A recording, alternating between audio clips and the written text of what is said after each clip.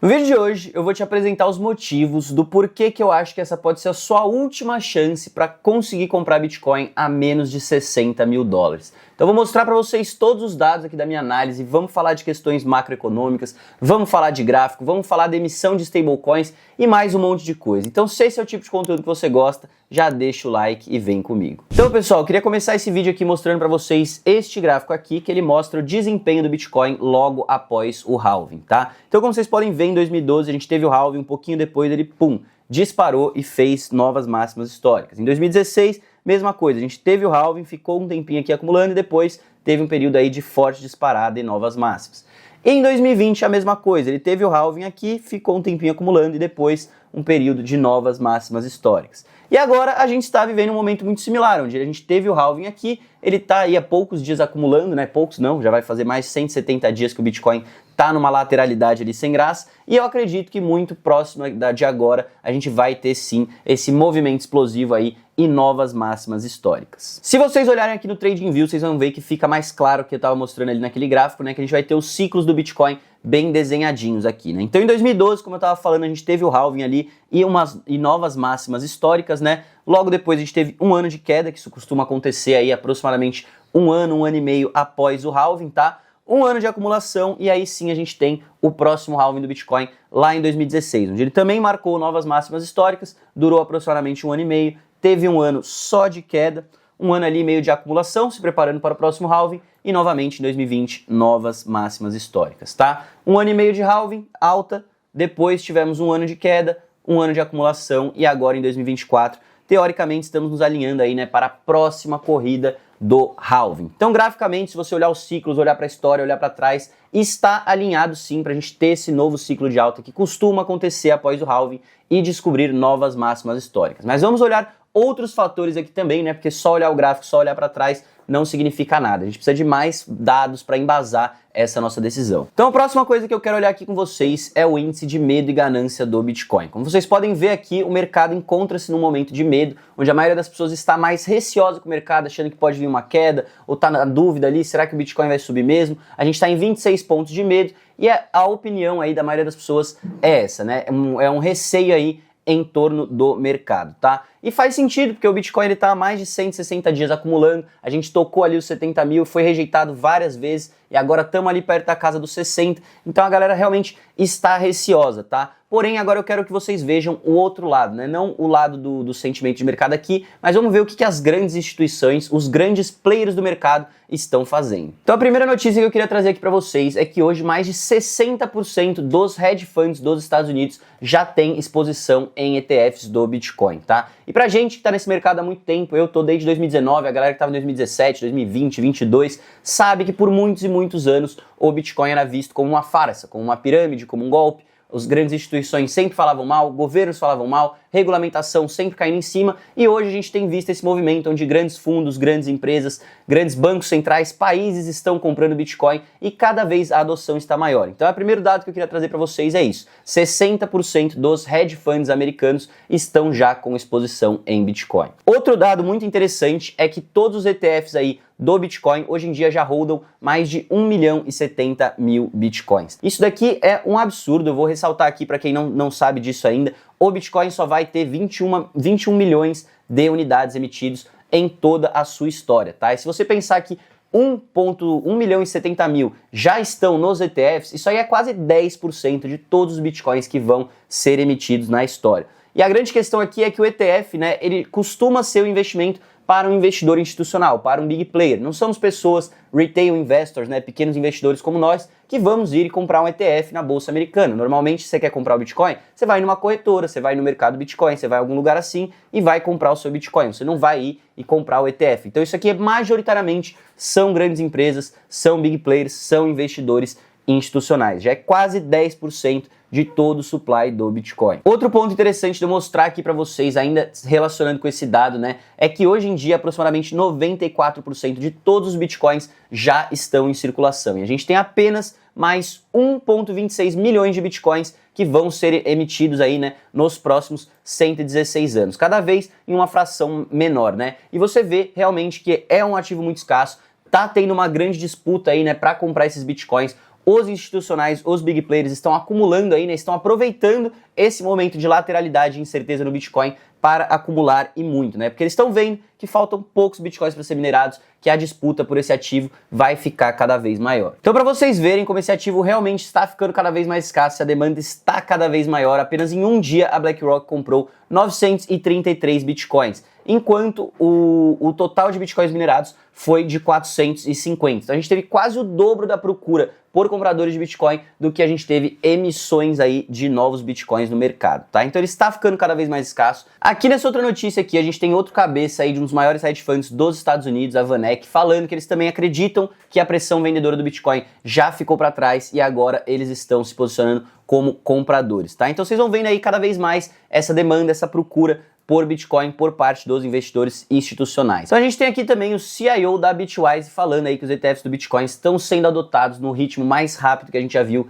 em toda a história, tá? Então ele tá falando aí que os institucionais realmente estão vindo com tamanho, como eu mostrei aí para vocês nas últimas notícias, tá? Além de grandes institucionais, grandes hedge funds, a gente tem também bancos centrais começando a ter exposição em Bitcoin. Então recentemente o Banco Central da Noruega e o Banco Central da Suíça compraram aí, né, ações da MicroStrategy. Não é um investimento direto no Bitcoin, porém a MicroStrategy tem tanto Bitcoin que ela já se tornou praticamente um ETF também do Bitcoin, e você tem aí bancos centrais comprando exposição em Bitcoin, certo? São só hedge funds e bancos centrais? Não, aqui eu tenho mais uma notícia também que eu trouxe para vocês na semana passada, que é o fundo de pensão de Wisconsin acabou de comprar um pouco de exposição em Bitcoin também. Eles manejam aí mais de 6 trilhões de dólares. Então você vê aí, né, fundos de pensões, bancos centrais, além desse de Wisconsin, a gente tem também um dos maiores fundos de pensões da Coreia do Sul comprando 34 milhões de dólares em ações da MicroStrategy, novamente, exposição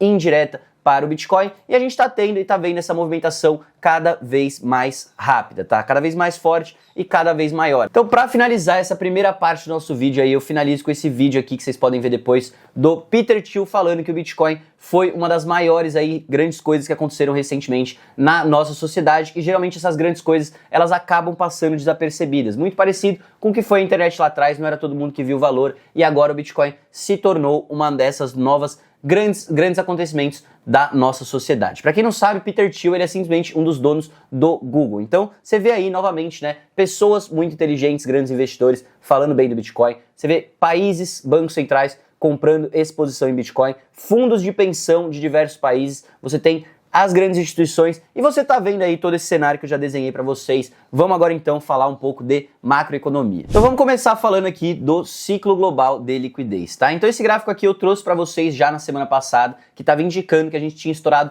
novas máximas históricas no ciclo global de liquidez. Isso aqui é uma junção aí, né, do dinheiro emitido pelo Federal Reserve e alguns dos maiores bancos do mundo, tá? Então combined M2 Money Supply, quanto dinheiro que tem aí girando na economia. Então semana passada a gente já tinha estourado novas máximas históricas, eu trouxe essa notícia aqui para vocês, e agora a gente está subindo cada vez mais esse tamanho, né, dessa liquidez global, no momento aí passando de 80,80 trilhões de dólares, tá? Então muito dinheiro sendo injetado na economia. E por que que isso é interessante? Normalmente a cada 4 anos a gente tem essa movimentação, tá, de um novo dinheiro aí entrando na economia, e isso costuma trazer mercados de risco, né, mercados que você tem ativos escassos, a se valorizar cada vez mais. Então, por exemplo, aqui a gente tem o ciclo global de liquidez comparado com o SP500, que é a bolsa americana, e você pode ver, né, que toda vez que esse dinheiro aí começa a aumentar, começa a ser ingerido aí na economia, a gente tem novas máximas históricas nesses mercados de risco. Quando ele começa a ser enxugado também, a gente tem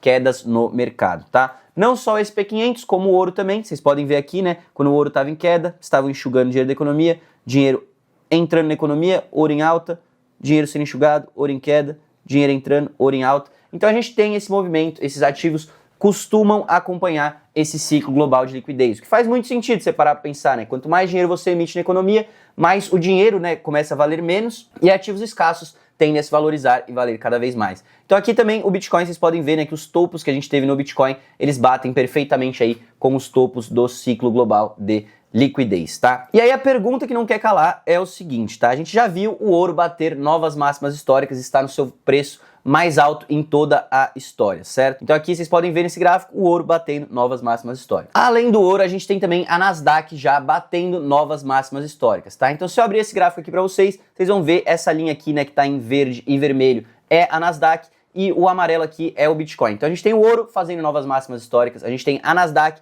fazendo novas máximas históricas, porém o Bitcoin ele tá segurando ali, ele ainda não estourou suas máximas, ele ainda não teve esse movimento de alta, e aí eu te pergunto, cara, o que falta pra gente estourar? Eu acho que esse movimento vai acontecer muito em breve. A gente tem os institucionais acumulando, a gente tem o ciclo global de liquidez, a gente tem o ouro e a Nasdaq já fazendo novas máximas, e o Bitcoin ainda não estourou, ele ainda tá batalhando ali, e eu acredito que isso possa ser uma das maiores oportunidades que a gente tem aí, né, pra comprar Bitcoin antes que ele estoure essas novas máximas e não volte mais para esses preços que a gente está vendo hoje. Alguns indicadores que a gente pode ter que esse momento está chegando próximo aí são a emissão de novas stablecoins no mercado de criptomoedas. Então aqui nessa notícia vocês podem ver que o USDT, que é a maior stablecoin que a gente tem nos dias de hoje, acabou de mintar mais $1 bilhão, tá? Isso é muito dinheiro e se vocês verem nesse gráfico aqui, a gente costuma ter uma correlação muito forte entre emissões de novos USDTs no mercado e o preço do Bitcoin, tá? Então aqui, esse gráficozinho, essa linha verde, representa a emissão, né, circulação de USDT no mercado,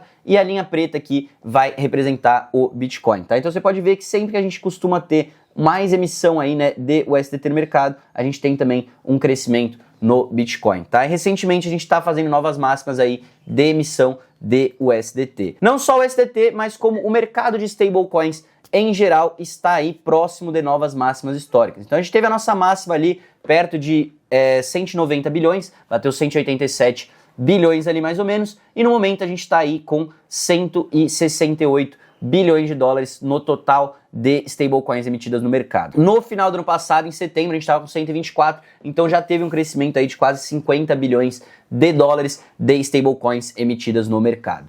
Então, pessoal, era isso que eu tinha para mostrar para vocês no vídeo de hoje. Eu espero que vocês tenham gostado do conteúdo e se vocês quiserem negociar as primeiras criptomoedas de vocês podem abrir agora uma conta no mercado Bitcoin e é totalmente gratuito. Em menos de 5 minutos você já consegue cobrar as suas primeiras criptomoedas. E se você ainda por cima está começando agora, não sabe exatamente quais moedas você deve comprar, o mercado Bitcoin também tem um serviço de cestas inteligentes. Nessa aplicação você vai escolher uma das diferentes cestas que eles oferecem. Eles têm cestas de stablecoins, cestas de criptomoedas e vai colocar um valor dentro dessa cesta. Feito isso, os próprios especialistas do mercado do Bitcoin vão fazer os trades com os ativos que tem dentro daquela cesta. Então você tira esse trabalho da sua mão. Então é isso, pessoal. Se vocês gostaram desse conteúdo, já deixa o like aí, se inscreve no canal, ativa o sininho e lembrando que toda semana agora a gente vai estar aqui trazendo essas análises para vocês. Um abraço e até a próxima.